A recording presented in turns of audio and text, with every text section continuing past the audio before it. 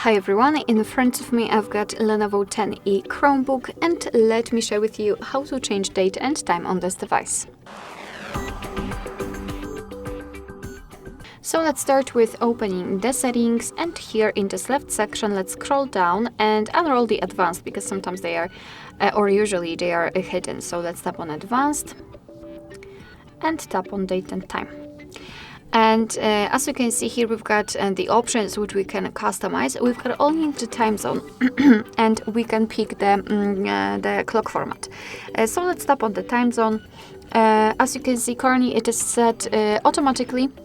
However, we can choose it from the list, so simply mark the second option, and now you can unroll this list of available time zones from which you can use.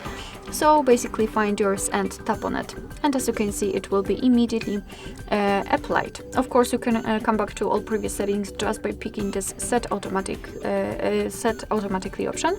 And as I said, you can decide which clock format you want to display. Currently, we've got 24-hour one. After turning it off, we've got the 12-hour format. Alright, so that will be all. Thank you so much for watching. I hope that this video was helpful, and if it was, please hit the subscribe button and leave the thumbs up.